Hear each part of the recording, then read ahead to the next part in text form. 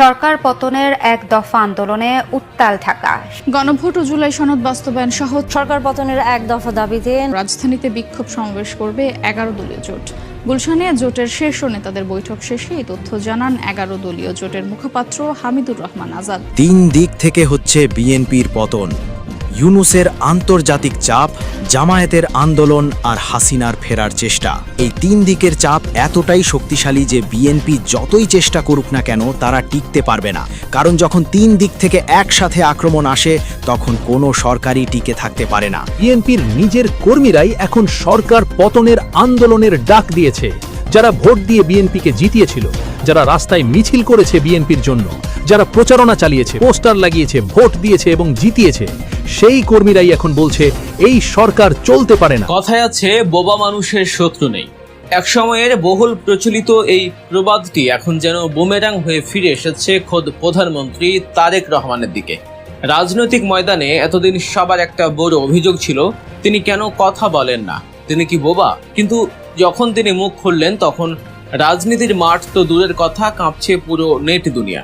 মাননীয় প্রধানমন্ত্রী, দোহাই লাগে আপনি স্টেজে উঠা আপনি দেশ কিভাবে বলবেন সেটা বললেন। ওই বিরোধী দলকে আর ওইভাবে খোঁচায়েন না। ওই স্বৈরার শাসকের ভূত জামাতের কাঁধে আসছে, এটা কেউ বিশ্বাস করবে? জামাতকে স্বৈরার শাসকের সাথে তুলনা করলে হবে? জামাতের কাউকে দেখাইতে পারবেন কোথাও চাঁদাবাজি করছে? গত 2 বছরে দেখাইতে পারবেন? জামাতের মধ্যে নিজেরা গন্ডগোল কইরা কয়জন পৃথিবী থেকে বিদায় হয়েছে? আর আপনাদের নিজের দলের মধ্যে দেখেন তো, নির্বাচনের পরে সংখ্যাটা গণেন না, নির্বাচনের আগে এবং নির্বাচনের পরে সরকারের আইসাও আপনাদের নিজেদের গন্ডগোলে কতজন পৃথিবী থেকে বিদায় নিছে বুঝার চেষ্টা করেন।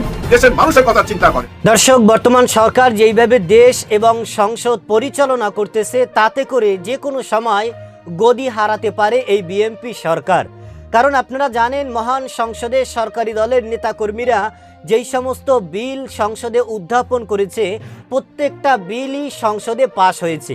এর বিরুদ্ধে বিরোধী দলের নেতাকর্মীরা যতই যুক্তি পেশ করুক এবং এই বিলের বিরুদ্ধে যতই তারা বিরোধিতা করুক, তাদেরকে বিন্দুমাত্র কোনো তোয়াক্কা না করে, সম্মান না দিয়ে প্রত্যেকটা বিলই সংসদে কিন্তু পাশ হয়েছে।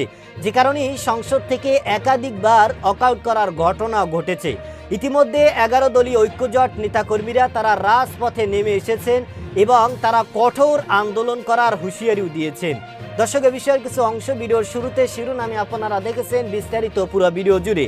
তার আগে আমার একটা অনুরোধ, যারা আমার চ্যানেলে নতুন আসছেন চ্যানেলটি সাবস্ক্রাইব করে অল ক্লিক করে বেল আইকনটি বাজিয়ে দিন। দর্শক, চলুন দেখে আসি পতনের দ্বার প্রান্তে বিএনপি সরকার। একদিকে আওয়ামী লীগ ফেরার চাপ, অন্যদিকে বিরোধী দলের চাপ এবং অন্যদিকে তার নেতাকর্মীদের চাপ, সব মিলিয়ে ভয়াবহ চাপের মধ্যে পড়েছেন বিএনপি সরকার। দর্শক, রাজনীতির মহলে কি হতে চলেছে সেটা আপনারা পুরো ভিডিওটা দেখলেই বুঝতে পারবেন।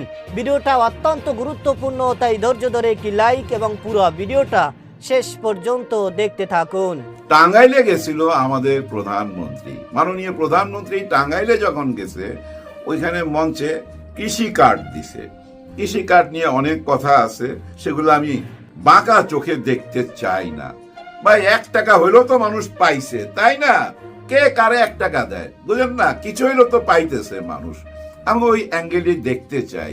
কিন্তু ওইখানে উনি ভাষণ দিতে যায় একটা কথা বলছে, স্বৈরাচারের ভূত জামাতের কাঁধে। জামাতের নাম নেয় নাই উনি বলছে যারা ভোট কম পেয়েছে তারা তো এখন বিরোধী দলে, তাদের উপরে এখন ওই স্বৈরা শাসনের ভূত চেপে বসেছে। কারণ একটা টাইমে বিএনপি কে আওয়ামী লীগ বলছিল একদিনের জন্য শান্তিতে থাকতে দিব না। বিএনপি যখন সরকার গঠন করছে, বিরোধী দলে বৈশা আওয়ামী লীগ বলছিল সরকারকে একদিনের জন্য শান্তি দিব না। উনি ওইটাই তুলে ধরতে চাইছে যে জামাতে ইসলাম ওই ব্যবহারটাই করতেছে, আমাদেরকে একদিনের জন্য শান্তি দিবে না, ওইটাই তুলে ধরছে। দেখেন, এটা কিন্তু একটা খোঁচা হয়ে গেল। আর খোঁচাটা দিল কে? মাননীয় প্রধানমন্ত্রী। হ্যাঁ, এটা কিন্তু যা তা ব্যাপার না, ওনার কথার দাম আছে। তো এটা সবাই সিরিয়াসলি নিছে। নেওয়ার পর দেখেন ওইখানে যে কৃষি কার্ড দিছে, এক কৃষককে সামনে তুলে ধরছে, উনি বক্তব্য রাখছে। উনি যখন কথা বলতেছিলেন, আমাদের মাননীয় প্রধানমন্ত্রী অবাক হয়ে ওনার মুখের দিকে তাকায় ছিল। তখনই বোঝা যাচ্ছিল উনি মনে মনে নিজেও বিশ্বাস করতেছে না আসলে কি এই লোক কৃষক, এত সুন্দর বক্তব্য দিতেছে। পরে জানা গেল ওই লোকটা কৃষক না, তবে সে ফেসবুকে কন্টেন্ট ক্রিয়েটার, গ্রামে থেকে কন্টেন্ট ক্রিয়েট করে। এখন ফেসবুকে দেখা যাচ্ছে এই কৃষকের হাতে আইফোন, এই কৃষক বিভিন্ন এয়ারপোর্টে, বিদেশে, দেশে, গাড়ির সাথে অনেক রকম ছবি, এগুলো এআই দিয়েও বানানো যায়, অসম্ভব কিছু না। কিন্তু আমি ধরে নিতে চাই আমাদের দেশের কৃষক ধনী, আমি এটা ধরে নিতে চাই। আমেরিকায় শুনছেন না কৃষকরাই ধনী সবচেয়ে বেশি, আমেরিকান কৃষকরাই তো সবচেয়ে বেশি ধনী। তারা ভিলেজ সাইডে থাকে, দামি গাড়ি হাঁকায়, ওই যে মাথার ক্যাপ পরে না, ওই এক একটা ক্যাপের দামও আছে 5 লাখ টাকা, এরকম ধনী। আমাদের দেশের কৃষকরা ধনী হইতে পারবে না? নিশ্চয়ই ধনী হইতে পারবে। তবে কি উনি 2 মাসের মধ্যে ধনী হয়ে গেল? না, নিশ্চয়ই না। গত 15-16 বছর তো লাগছে ওনাকে ধনী হইতে, মানুষ তার রাতারাতি ধনী হইতে পারে না। কিন্তু এগুলো যদি এআই দিয়ে বানানো হয়ে থাকে তাহলে ধৈর্য নিতে হবে কেউ তো বানাচ্ছে। কেন বানাচ্ছে?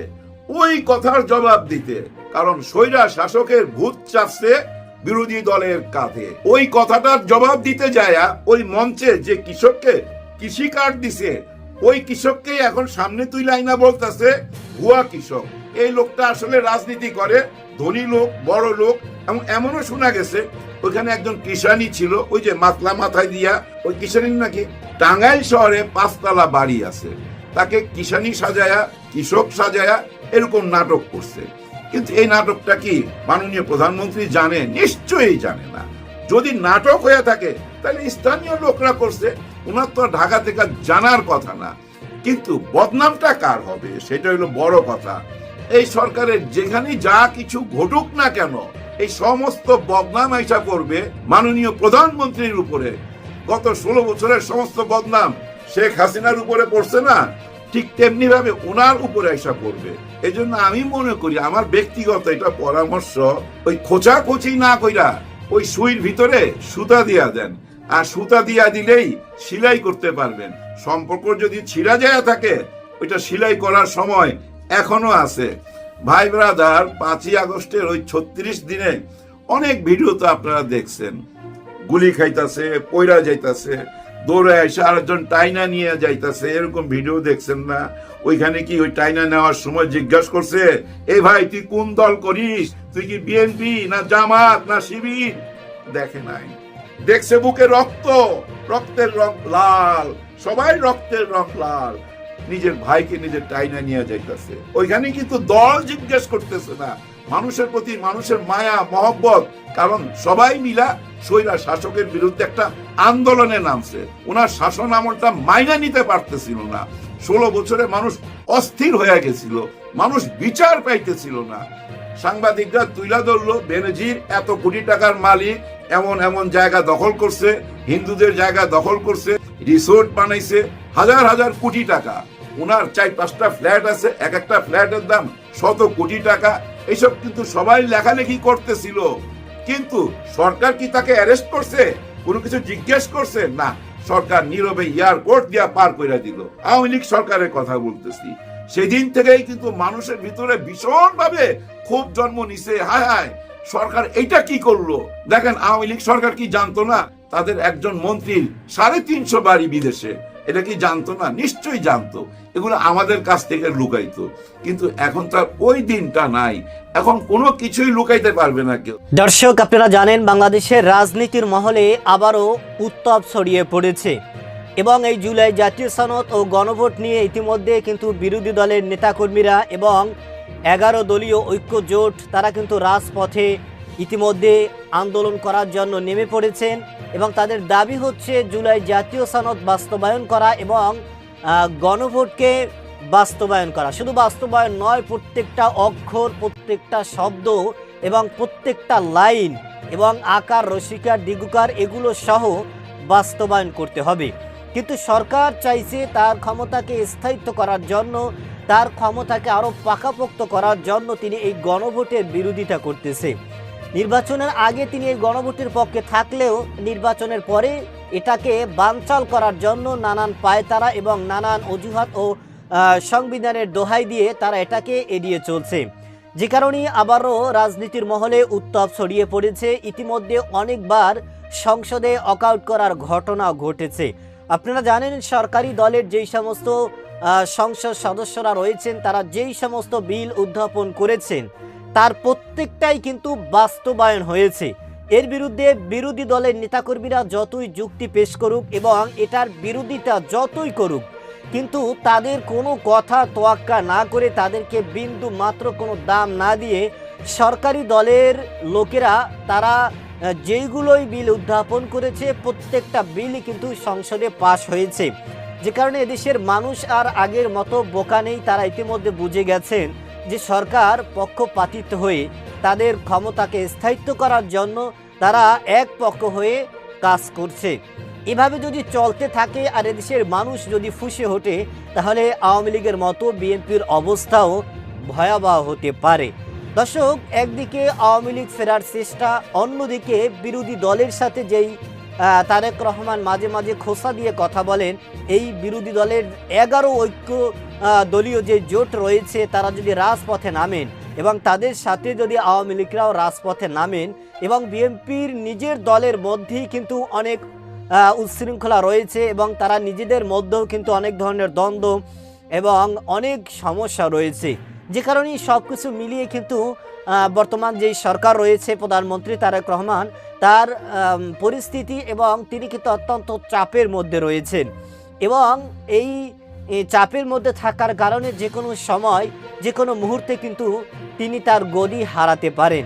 যে কারণে এদেশের বিশেষজ্ঞ রাজনৈতিক যারা রয়েছেন তারা বলেছেন যে তারেক রহমান তিনি এই যে 11 ঐক্য দলীয় জোট রয়েছে তাদের সাথে বসে তিনি যদি তাদের দাবি এবং এদেশের মানুষের দাবি এবং সকলকে মিলে যদি সুন্দর একটা দেশ গড়তে পারে তাহলে তার ক্ষমতা স্থায়িত্ব হতে পারে, নচেত যে কোনো সময় তিনি তার গদি হারাতে পারেন।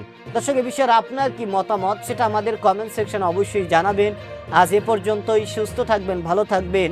দেখা হবে আগামী কোনো ভিডিওতে, কথা হবে নতুন কোনো বিষয় নিয়ে। সে পর্যন্ত ভালো থাকবেন। খোদা হাফেজ।